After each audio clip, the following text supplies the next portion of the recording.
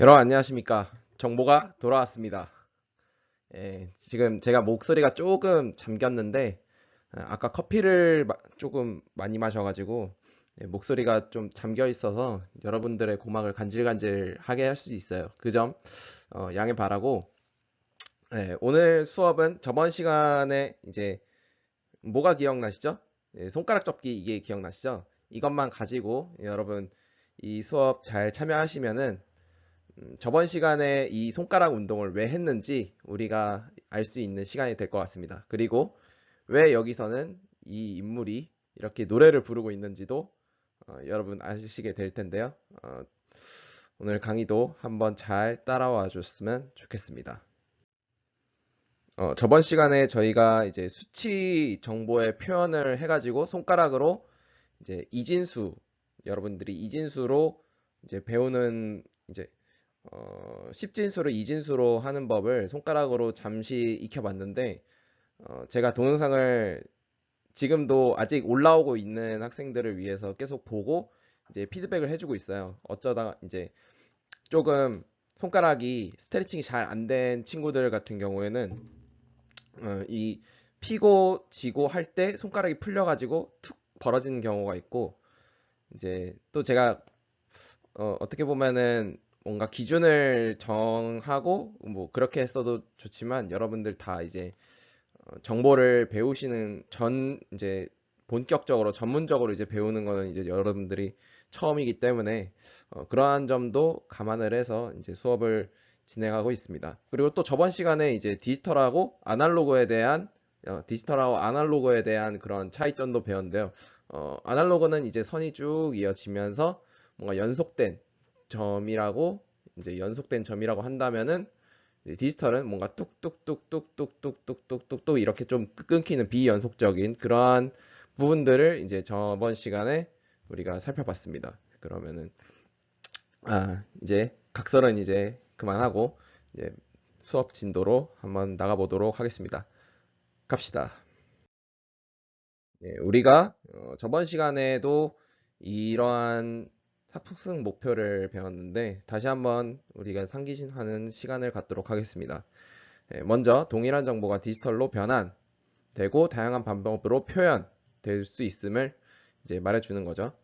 그다음 두 번째, 오늘이 여러분 이렇게 수업을 듣고 또 이제 활동지가 만약에 50분이 채워진다면은 활동지는 이제 안 해도 되겠죠. 제가 충분히 설명을 했으니까.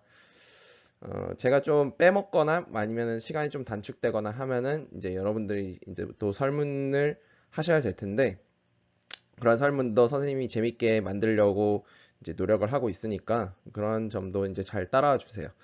그래서 이제 이 두 번째 정보를 보자면은 동일한 정보를 정보 활용 목적에 따라 효율적인 방법을 선택할 수 있다라는 이제 내용을 가지고 목표를 가지고 오늘 수업을 진행해 보려 합니다.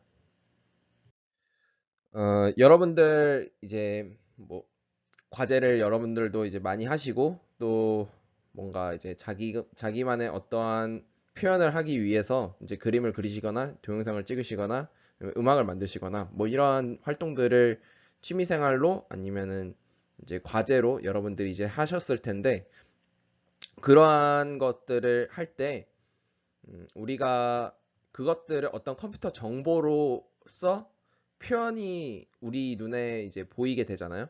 예를 들면은 제가 이제 여기다가 헬로라고 영어 영타를 치면은 뭐 헬로우가 나올 수도 있고 아니면은 이제 이제 한글로 저희 이제 잘못 치면은 이제 헬로가 오 디귿 어 이이 뭐 이렇게 해가지고 잘못 나올 수도 있겠죠. 그런 경험들도 아마 해보셨으리라고 생각을 해요.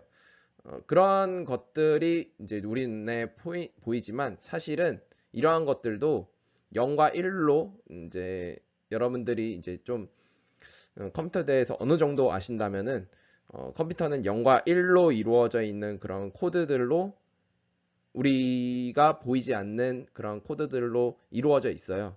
그래서 그 0과 1로 이루어져 있는데 어느 조직이나 어느 이제 집단이나 뭐 학교라든지 아니면 여러분들이 이제 성인 돼서 이제 대학교를 가시던지 뭐 이런 아니면 직장에 들어가시는지 하시면은 다 어느 조직에나 규칙성이 있습니다. 규칙이 있고 또 거기서 예측 가능성이 이제 보이실 텐데 아스키 코드 뭐 이런 복잡한 용어를 제외하고 좀 쉽게 말씀드리면은 이제 우리가 보이는 정보 말고도 컴퓨터가 표현을 하는 정보가 두 가지가 있어요. 두 가지 중에 아스키 코드랑 그 다음에 이거 보고 1로 생각하시면 안 됩니다. 뭐 1로 맞기도 하지. 그 다음에 아스키 코드랑 그 다음 유니코드 이렇게 두 가지로 되어 있는데 오늘은 그 두 가지 코드가 어떤 것을 의미를 하는지 예시와 또 그러한 것들을 좀 쉽게 풀어서 빗대어서 표현하는 방법을 이제 차용을 해서 여러분께 알려드리도록 하겠습니다. 먼저 이 ASCII 코드라는 건요. 여러분들이 이제 1번에서 보듯이 미국 정보 교환 표준 부호 체계예요.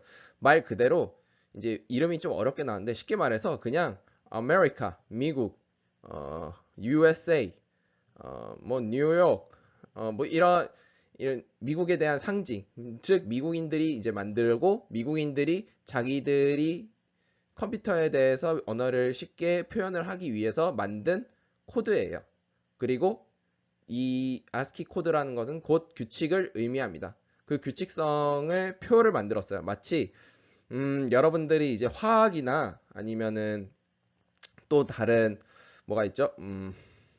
뭐 수학 부호라든지 뭐 y는 ax 뭐 이런 부호라든지 그런 것들도 이제 규칙성을 담고 있잖아요. 뭐 아까 말했듯이 화학의 이제 주기율표라든지 그러한 것들처럼 이 ASCII 코드도 규칙성이 있고 또 그에 대한 표가 있습니다. 이제 그래서 영문자나 이제 숫자, 특수문자, 즉 미국인들이 쓰는 영문자, 숫자, 특수문자의 고유 숫자를 이제 부여를 했어요. 말 한마디로 이제 마이크로소프트의 이제 월드나 아니면은 뭐 지금은 이제 많이 쓰고 있지. 뭐 지금은 많이 파워포인트나 이런 게 많이 보급이 됐지만 이제 뭐 코드라든지 뭐 이러한 것들을 위해서 뭐 코딩을 한다든지 이런 것들을 위해서 이제 고유 숫자를 부여를 했어요. 그래서 여러분들이 이제 교과서 59페이지를 보시면은 이제 그림이 나와 있죠. 그 그림에 A는 1, 0, 0, 0, 0, 0, 1 이렇게 7개로 여러분들이 표현이 돼 있고 또 9를 표현할 때도 0, 1, 1, 1, 0, 0, 1 이렇게 7개의 문자로 되어 있는데 즉 ASCII 코드는 미국 한정의 언어로 표현을 할 수 있는 방법이고 여기 보시면은 또 이제 영문자, 숫자, 특수문자, 영문자 제외를 하고도 이제 숫자나 특수문자까지 포함을 해서 만들 수 있어요. 그러면은 이러한 것들이 이제 개수가 어느 정도 되냐라는 질문이 또 있을 것 같은데요. 우리가 흔히 비트라고 하는 개념이 있어요. 이제 전 시간에도 잠깐 언급을 했는데 비트라는 개념은 0과 1이 나올 수 있는 개수 이러한 것들을 의미한다고 생각을 하시면 돼요.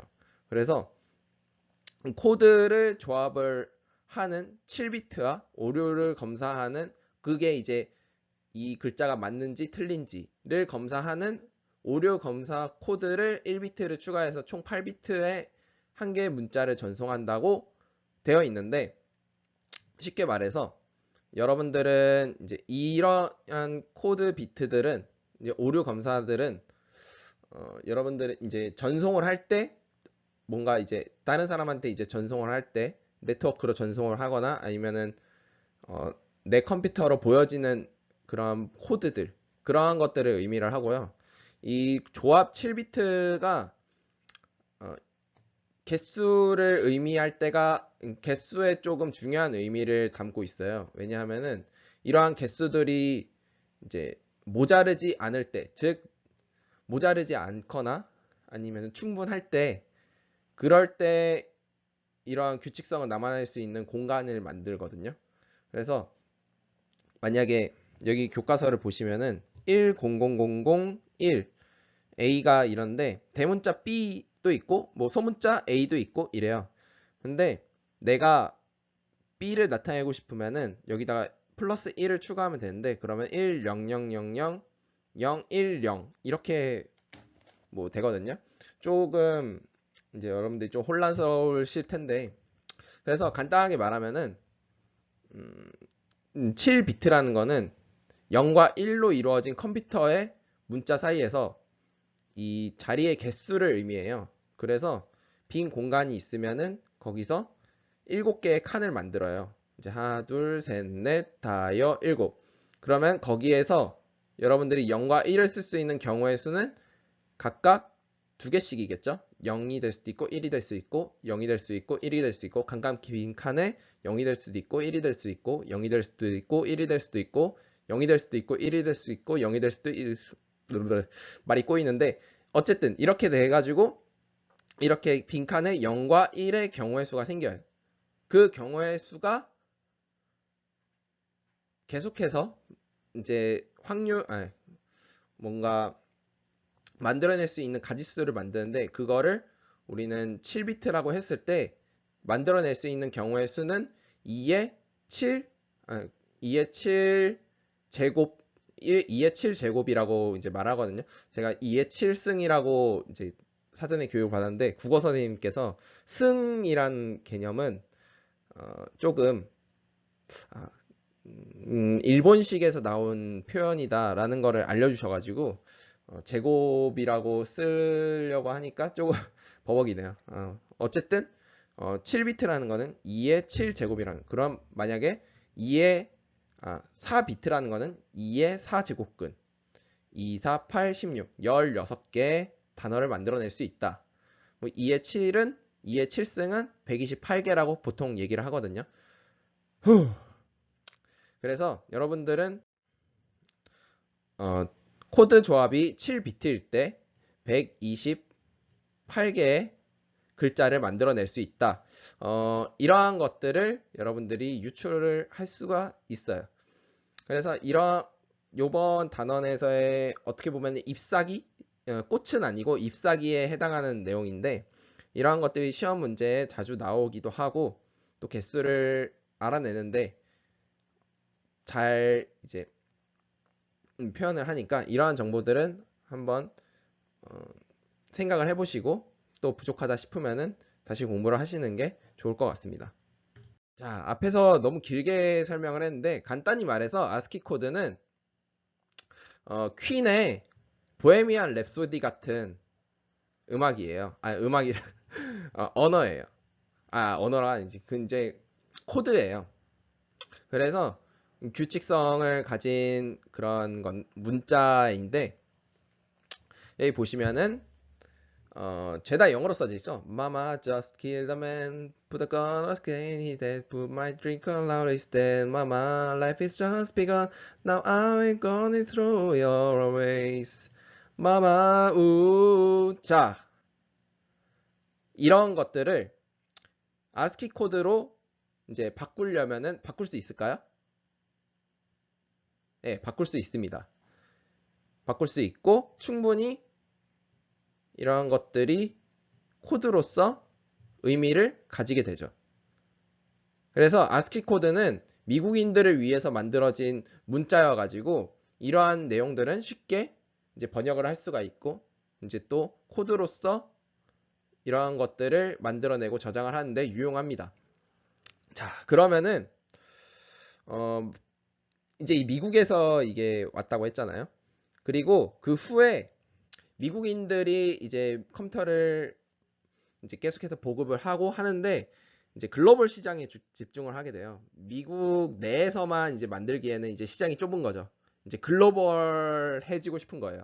자, 그러면은 기업에서는 그러한 글로벌해지기 위해서는 아스키 코드를 가진 문서로 다른 사람한테 이해를 시키려면은 영어를 쓰는 사람이 영어로 이제 대화를 하고 영업을 해야 되잖아요.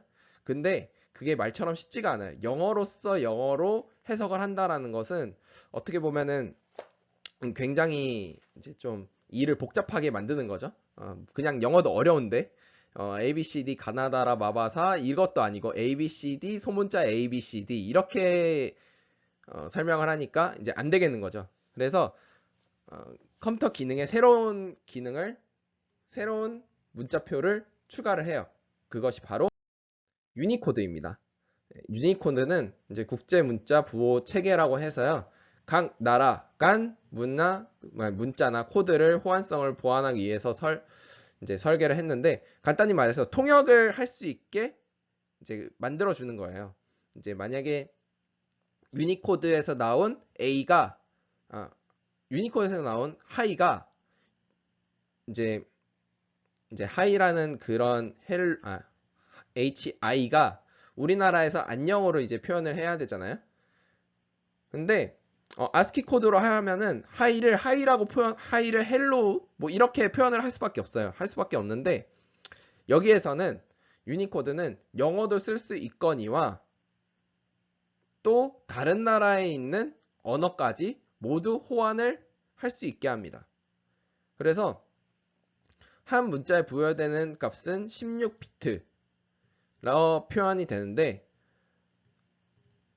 여러분들 아까는 몇 비트였죠? 7비트였죠? 이거는 16개예요. 이 공간이 이렇게 된 게 16개가 돼 있는 거예요. 16개.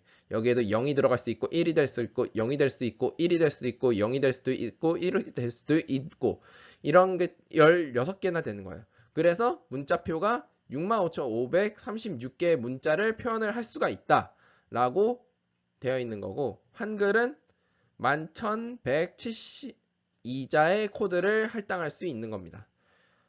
그래서 엄밀히 말하면 이제 영어도 같이 표현을 할 수가 있는데, 영어도 같이 표현을 할 수가 있고, 또 한글이나 아니면 아랍어 아니면 중국어 뭐 이렇게 뭐 중국어, 일본어 이런 것까지 다 우리가 쓸 수가 있는 겁니다. 오, 정말 엄청나죠? 65,000개면은 아까 아스키 코드는 이제 손가락으로 이제 비트가 7개였잖아요. 그러면 하나, 둘, 셋, 넷, 다섯, 여섯, 일곱. 이 7개의 손가락으로 표현이 가능했어요. 뭐 이제 여러분들이 이제 세시겠지만 뭐 A, B, C, D, E, F, G, H, I, J, K, L, L 뭐 이렇게 해가지고 다 표현이 가능했어요. 근데 유니코드는 16개, 16비트잖아요. 이 손가락이 모자라요. 손가락이 모자라. 그렇다고 접어서 뭐 1, 2, 3, 4, 5, 6, 7, 8, 9, 10, 11, 12, 13, 14, 15, 16 이렇게 할 수도 없어요. 왜냐하면 손가락을 이렇게 다 써야 되기 때문에. 그래서 엄청나게 크잖아요. 그래서 이제 아스키 코드는 이제 번외로 아스키 코드는 용량이 조금 컴퓨터가 부하하는, 좀 감당해야 되는 그런 용량 차지가 조금은 그래도 가볍고, 유니코드는 좀 무거운 문자 코드다, 문자 정보다 라고만 이제 얘기를 해주시면 될 것 같습니다. 자, 그러면은 제가 계속 비교를 했잖아요. 이제 또 아까는 퀸의 보헤미안 랩소디를 이제 예를 들었죠. 자, 한글에서 여러분들이 볼 수 있는 게 이 문자표예요. 이 문자표는 여러분들이 한컴 이런 데서 대표적으로 볼 수 있는데, 이 문자표에 가시면은 유니코드 표가 있어요. 유니코드 표. 글씨 못 써서 미안해요. 마우스로 해서 그래요. 그 유니코드 표가 있는데, 이 유니코드 표를 보면은 65,536개의 문자를 다 볼 수가 있어요. 여기서. 그래서 문자가 막 쭉 내려보면은 엄청 긴데, 그 중에 이제 한글만 따로 되어 있는 그러한 목록표도 있으니까 한번 궁금하신 분들은 여기 들어가셔서 한번 찾아보는 것도 나쁘지 않을 것 같아요. 이게 버전에 따라서 없을 수도 있는데, 제 거는 2014년 버전이거든요. 여기 있는 거 2014년 버전이라는 그걸 캡처해 왔는데, 이제 다른 이제 좀 2020년 버전이라든지 이런 거는 좀 다를 수 있으니까 여러분들 한번 확인을 해보고 뭐 없으면은 그냥 없구나 라고 그 정도만 생각을 하시고 하시면 될 것 같습니다. 이제 정리를 하자면은 유니코드는 우리나라 언어 또는 다국적 언어를 지원하기 위해서 만들어진 언어다라는 것도 생각해 주시면 되겠습니다. 그러면은 유니코드에는 어떤 음악이 있을까요? 자, 이 가사를 보시면은 좀 짐작이 가시나요? 이제 아까는 영어만 썼다면은 지금은 이제 한글과 영어가 이제 계속 이렇게 교차돼 있죠. 이 음악이 최근이라기는 좀 된 음악이긴 한데 그래도 이런 음악들이 여러분들의 그 흥을 들썩이게 하는 음악으로서 좀 역할을 하는 것 같아요. 그래가지고 저도 이 음악을 들으면 좀 신나하는데 특히 이 부분은 창모라는 래퍼가 하는 부분이죠. 백, 체크. 해볼게요. 자, 백, 체크, 백, 체크, 백, 체크, 백, 체크. 천원백, 만원백, 사인백, 짬미백, 마흔백, 파운백, 옌백, 유로백. 연습하기 잘했네요. 사실 계속 따라 불러요. 퇴근길이나 이럴 때. 그래서 이런 한글과 영어가 이제 같이 쓰이는 이러한 문자들을 해석해 줄 수 있는 게 이제 유니코드고 반대로 유니코드에서 아스키 코드 쪽으로 이제 변환을 한다고 하면은 이 부분은 해석이 될 수도 있겠지만 이 부분은 안 될 가능성이 더 높겠죠. 사실은 이 부분도 안 될 가능성이 매우 매우 높아요. 뭐 안 되는 게 거의 99.9%예요. 왜냐하면은 형식이 다르거든요. 아까 말했지만 아스키 코드는 7비트고 이제 유니코드는 몇 비트를 했죠? 손가락이 모자란 16비트죠. 16비트다 보니까 16비트라는 그 공간을 7비트로 만드는데도 이게 시간도 걸릴 뿐더러 그렇게 효율성이 좋지가 않아요. 그래서 만약에 유니코드로 사용을 했으면은 그대로 유니코드로 이제 작업을 하시거나 아니면은 내가 굳이 아스키 코드로 만들어야겠다라고 하면은 다시 쓰는 그런 방법이 제일 짱인 것 같습니다. 컴퓨터도 고장 나면은 다시 시작하는 게 제일 빠르잖아요. 제일 효과적인 해결책이기도 하고 가끔은 인생이 이렇게 좀 돌아가는 것도 공부도 마찬가지로 인생도 마찬가지로 돌아가는 게 이제 빠를 때가 있다. 패스트하다. 이런 게 있죠. 아무튼 제가 이런 랩들이나 아니면은 이제 그런 음악들을 해봤는데 반대로 이제 정리를 한번 해볼게요. 자, 아스키 코드는 해외 힙합이다. 뭐 이제 뭐 보헤미안 랩소디가 이제 힙합이라는 건 아니에요. 근데 이제 힙합 쪽인 부분에서 이제 우리가 관점을 했을 때 해외 힙합 쪽이고 영화가 엄청나게 많고 거의 99.9%가 영어인 해외 힙합이고 유니코드는 이제 국내 힙합이다. 국내 힙합으로서 그런 역할이 뭔가 이제 비교라고 해야 되나요? 아니면은 비유로 할 수 있겠다라고 생각을 하시면 될 것 같습니다. 네, 뭐 유니코드는 한국어 전용, 그 다음에 아스키 코드는 이제 미국 전용, 뭐 이렇게 생각하셔도 되고요.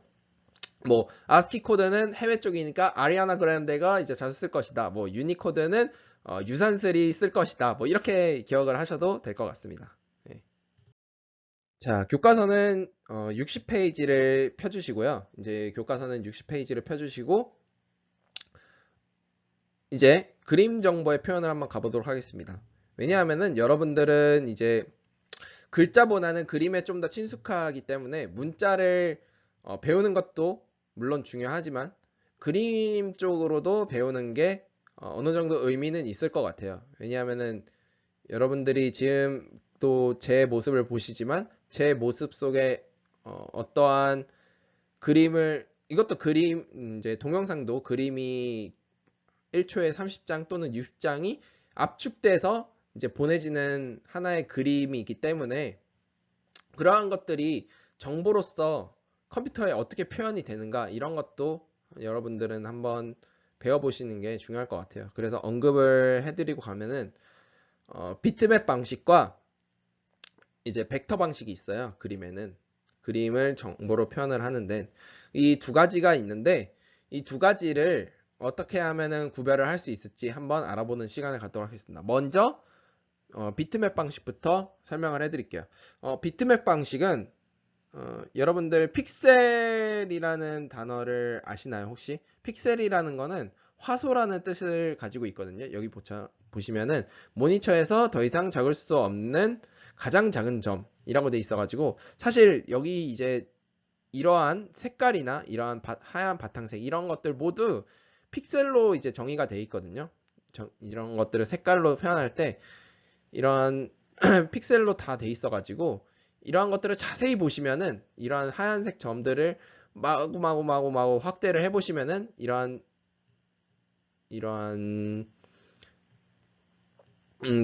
뭐라고 해야 되죠? 갑자기 생각이 안 나네요. 그 정 정사각형이 이렇게 서로 겹치지 않고 따로따로 이제 붙어 있는 상태로 계속 이어져 있는 상태를 아마 보셨을 것 같아요. 그런 정보들을 보셨을 것 같은데 쉽게 보는 방법은 여러분 그림판 있죠? 그림판에 있는 그런 흰색 도화지가 있는데 그 흰색 도화지를 계속 마우스로 스크롤을 해보시거나 아니면 컨트롤을 누른 상태로 스크롤을 할 수도 있어요. 그러한 것들을 계속해서 최대한 확대를 하면은 여기 이러한 표시들이 아마 눈에 띌 겁니다. 이런 것들을 픽셀이라고 합니다. 정의로는 모니터에서 더 이상 나눌 수 없는 가장 작은 점이라고 합니다. 실제로 여기서 계속해서 늘린다고 해도 더 나눠지지는 않아요. 그 상태까지 간 거를 최소 이제 가장 작은 점이라고 정의를 하고 있습니다. 그래서 이러한 비트맵 방식은 픽셀을 모아서 그림을 표현을 하는데요. 여기 보시면은 이러한 작은 점들에 이제 색깔이 이제 칠해져 있는데 그 색깔들이 점차 달라지는 이러한 풍경을 여러분들은 보이실 거예요. 이것도 교과서 60페이지에 있는 내용인데 이러한 것들을 이제 비트맵 방식으로 표현을 한다라고 하시면 이제 생각을 하시면 될 것 같고요. 이러한 것들이 모여서 그림을 표현을 하는데 여러분들이 지금은 많이 널렸겠지만 옛날에는 어도비라는 프로그램을 전문가들만 썼었어요. 근데 요즘은 학생들도 많이 쓰시는 것 같더라고요. 그래서 이러한 픽셀을 그리는 비트맵 방식에서 좀 예로 드는 게 포토샵이에요. 포토샵으로 여러분들은 이제 뭐 그림판도 예제가 될 수도 있겠죠. 거기서도 이제 스크롤을 이제 계속 벌려다 이제 계속 확대를 해보면은 이러한 그림들이 나오는데 이러한 것들이 이제 모여서 이제 점들에 있는 색깔 정보들을 계속해서 모으다 보면은 어느새 이러한 해바라기가 나오는 것을 볼 수 있습니다. 이 정도로 설명을 하고요. 자, 그러면은 이때까지 이제 비트맵 방식을 여러분들께서 하셨는데 이제 비트맵 방식 하면은 픽셀이라고 연관지어서 생각을 하시면 될 것 같아요. 그러면은 벡터 방식에는 픽셀이 아니냐? 네, 아닙니다. 픽셀은 아니고 이제 수학적 정보로서 그림을 표현을 하는데 수학하니까 너무 머리 어지러워 현기증 이럴 수도 있어요. 근데 전혀 어렵지가 않아요. 뭐 어떻게 되냐면은 예를 들어서 여러분들이 점을 찍어요. 점을 찍는데 여기 이 정보 이 수학적인 정보를 뜻해요. 여기서는 뭐 2,2 여기는 1,3 이러한 정보들을 해요. 여러분들이 이제 수학에서 배웠으면 함수라는 걸 이제 배웠을 텐데 이제 함수에서 보면은 이러한 것들이 있죠. 이제 1,1, 2,1, 1,3 그래서 이렇게 정보를 표현을 하는데 여기서 여기까지 가고 싶어요.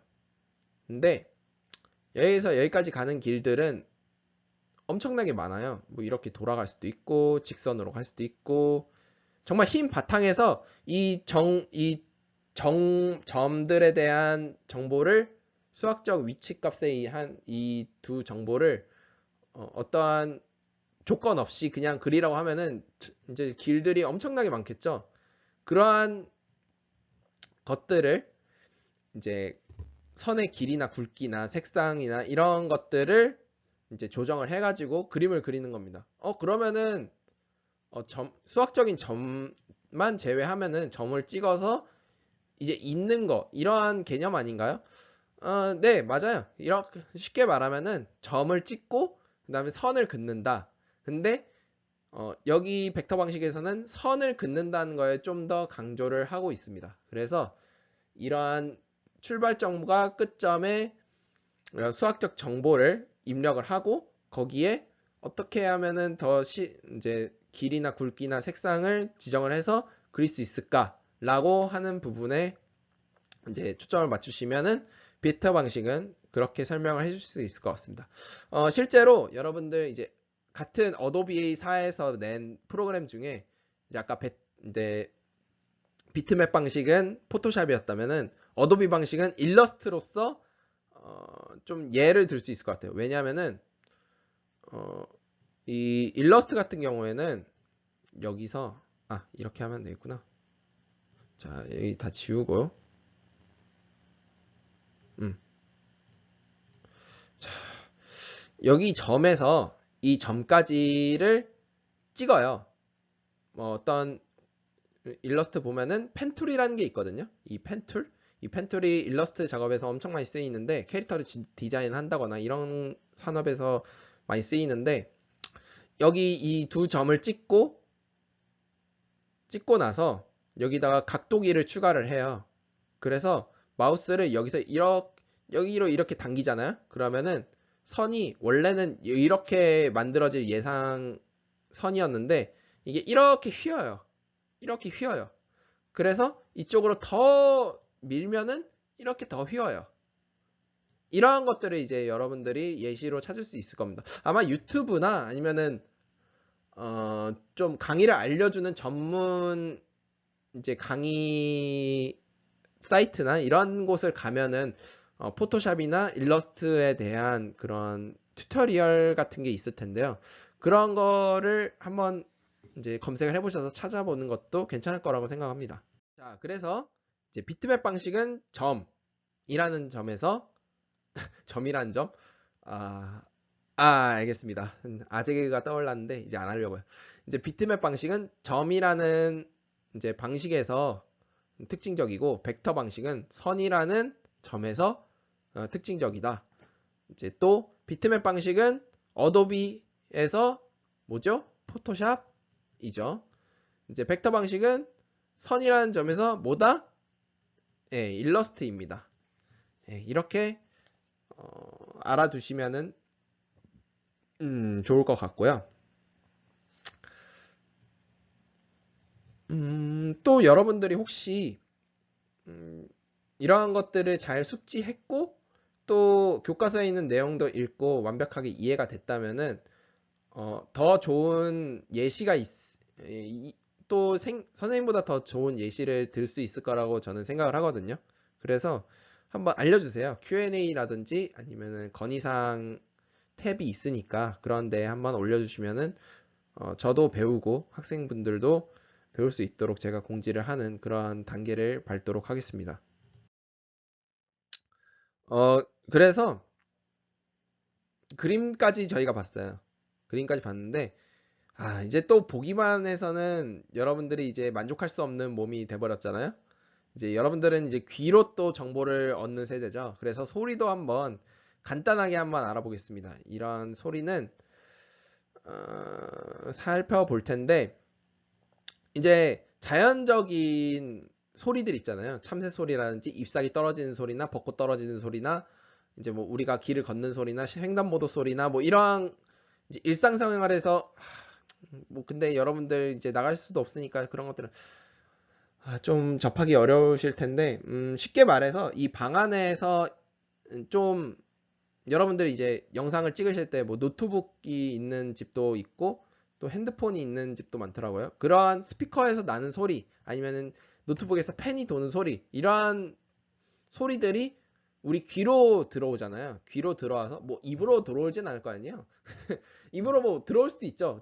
들어와가지고 뭐 할 수 있는데 듣는다는 거는 어떻게 보면 우리가 청각에 좀 예민하게 작용을 하고 또 그거에 맞춰서 우리가 진화를 했기 때문에 여러분 정도의 그 나이대에 그 소리 영상 매체에 좀 많이 길들어진 분들이라면은 귀에 의존하는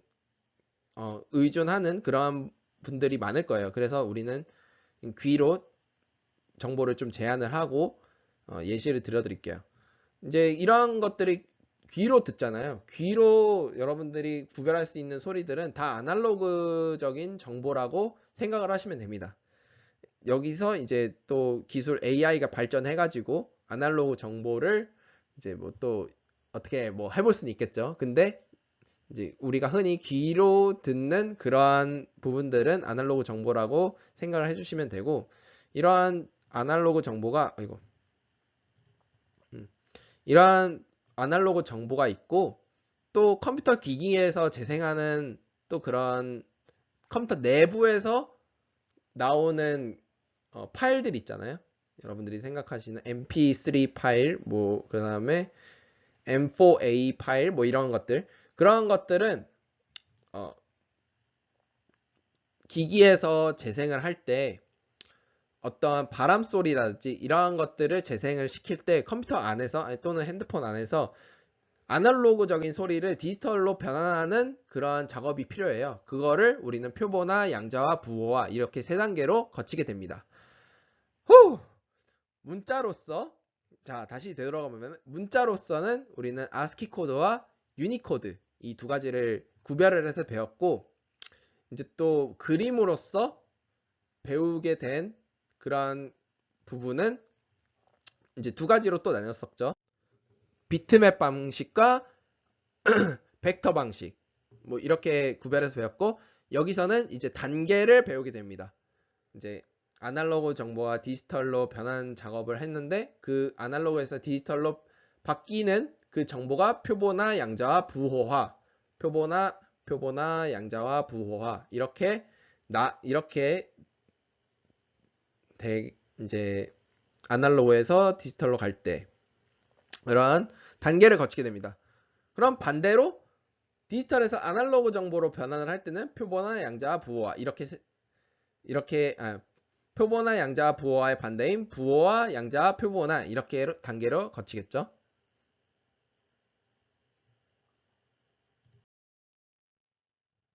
자, 그래서 우리가 쉼없이 이렇게 계속 달려왔는데, 자, 보시면은 표본화라고 해서 흔히 우리가 샘플링이라고 말을 해요. 어떤 소리를 샘플을 듣는다라는 얘기를 많이 들으셨을 텐데, 이것도 어느 시간으로 잘라라는 이 단어 있잖아요. 잘라라는 단어에서 샘플링이 나온 거예요. 그래서 표본화를 샘플링이라고 이제 바꿔서 이야기를 해줘도 상관은 없어요. 아날로그가 이제 연속된 선이었잖아요. 그런 선들을 일정 간격으로 이제 잘라요. 0, 1, 2, 3, 4, 5, 6, 7, 8. 여기선 초 단위로 잘랐네요. 0, 1, 2, 3, 4, 5, 6, 7, 8. 이렇게 일정한 간격으로 자르고 거기에 있는 디지털 값으로 변환을 하는 과정이에요. 그래서 여기 보시면은 이제 숫자가 나와 있죠. 2.2. 여러분 교과서가 62페이지네요. 거기를 보시면 됩니다.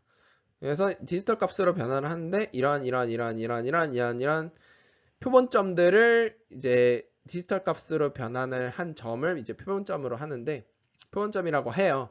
그런 점들을 이렇게 나타나게 됩니다. 자, 그러면은 그 다음 단계인 양자화는 무엇이냐? 이렇게 나눠진 표본값들 있잖아요. 표본점들. 이러한 점들을 이제 우리가 이러한 소수점이 이제 여러분들은 이제 초급자지만 조금 고급진 얘기를 알려드리자면은 이 컴퓨터가 0과 1로만 이루어져 있다고 했잖아요. 근데 컴퓨터도 소수점을 표현할 수 있고 음수도 표현을 할 수가 있어요. 근데 한 번 더 변환을 거쳐야 되기 때문에 특히 음수나 소수점은 컴퓨터가 싫어하는 영역이에요. 그거를 학자들이 맨 처음에 개발했으니까 그런 것도 알았겠죠. 그래서 이러한 표본점을 뭔가 이런 것들을 바로 디지털 이제 이 기기에서 돌리기에는 너무 값이 변환해야 될 게 많은 거예요. 너무 많아가지고 그러한 변환 작업을 좀 더 줄이기 위해서 속도를 더 빠르게 하기 위해서 뭐든지 이러한 이유에는 속도와 이제 성능 향상 뭐 이런 것들이 있답니다. 그래서 이러한 것들을 바로 양자화를 거치지 않고 바로 부호화로 하기에는 너무 쓸데없는 그런 변환 작업이 많이 거쳐져요. 그래가지고 그런 것들을 줄이기 위해서 정수값으로 표현을 하는 단계입니다. 정수값으로 뭐 2.2면은 이제 반올림이라고 하죠.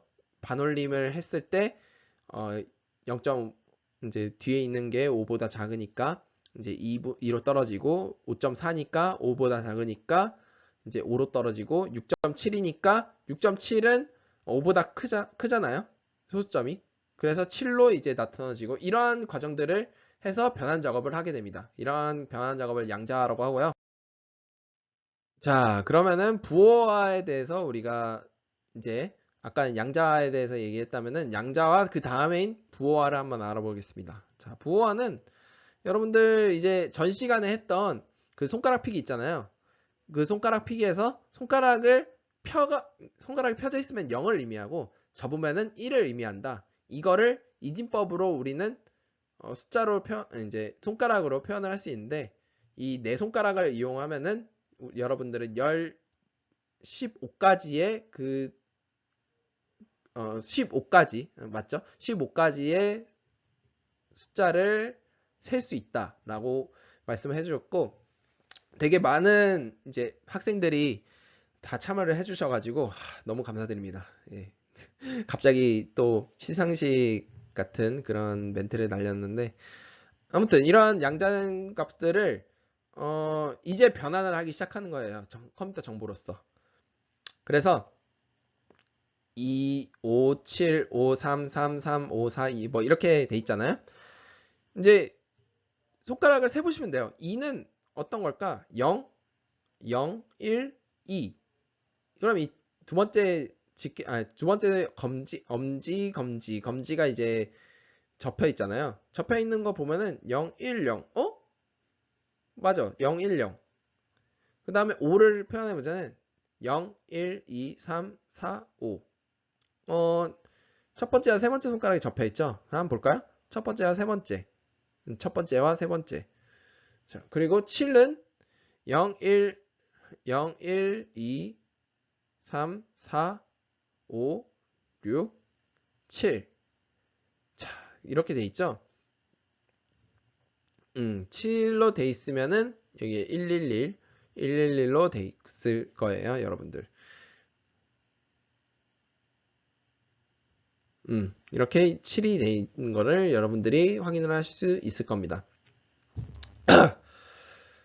그래서 이제 뭐 다른 것들은 다 이제 여러분들이 이제 아실 수 있으리라고 생각을 해요. 그래서 흔히 저희 이제 컴퓨터 전공을 하시는 분들은 이것부터 배워요. 2의 제곱승은 2의 제곱근은 2의 제곱은 뭐냐 하면은 4고 2의 제곱은 8이고 뭐 2의 제곱은 2의 4제곱은 16이고 이거 세제곱이네요. 4제곱은 16이고 이러한 것들을 배운 다음에 그 다음에 여기에 있는 숫자가 여기 있는 숫자들을 과연 몇 비트로 변환할 수 있느냐. 비트는 공간이었죠. 이 몇 비트로 공간할 수 있냐. 너무 어렵죠. 이런 것들은 천천히 여러분들이 이제 좀 고급 단계에서 하시기로 하고 지금은 손가락으로 하시는 거를 추천을 드리겠습니다. 이제 영상을 보다 보면은 빠른 학생들도 있더라고요. 빠른 학생들은 이러한 제곱 의미를 하는 게 어떤 의미를 갖는지 한번 생각도 해보시는 것도 좋을 것 같습니다. 이렇게 해서 우리가 백체크도 해봤고, 보헤미안 랩소디도 불러봤고, 이제 그림도 그려봤고, 음악도 한번 소리도 한번 해본 그런 시간을 가졌습니다. 이렇듯 어떤 컴퓨터적인 정보가 두 개가 있는, 이제 글이 두 개가 있고 뭐 그림이 두 개가 있어도 디지털로 변환되는 작업에서 어떠한 방식을 채택하느냐에 따라서 여러분들이 다양한 방법으로 표현이 될 수 있음을 이제는 알고 계실 거예요. 그리고 이러한 동일한 정보를 여러분들이 어떤 목적을 이제 쓰느냐, 뭐 이제 색칠을 하느냐에 따라 색칠을 하려면 무엇이 필요하겠어요? 그림을 색칠을 하려고 하는데 어떤 것이 필요할까요? 네, 그렇죠. 그 다음에 선을 그으려고 하면 어떠한 것들이 필요할까요? 그렇죠. 여러분들이 대답하시는 게 이제 이 효율적인 방법을 선택할 수 있는 기준이 될 것 같습니다. 뭐 이제 소리로서는 표보나 양자와 부호와 이렇게 단계를 거쳐서 효율적으로 방법을 구사할 수 있을 것 같습니다. 이상으로 수업을 모두 마치겠고요. 여러분 잘 들어주셔서 감사합니다. 이번 시간에 이제 자료 수집과 분석을 이제 나갔고, 표현을 우리가 배웠죠. 표현을 배웠고, 이제 다음 시간에는 분석을 배우는, 어떻게 하면은 좀 더 남한테 이거를 하면서 시각적으로 기를 죽일 수 있을까? 숫자로 기를 죽이는 방법, 이런 것들을 한번 알아보도록 하겠습니다. 자, 여러분 고생하셨고요. 다들 밴드 체크 하세요. 밴드 체크. 노래가 아니고요. 그런 시간이 됐으면 좋겠습니다. 네, 여러분 고생하셨습니다.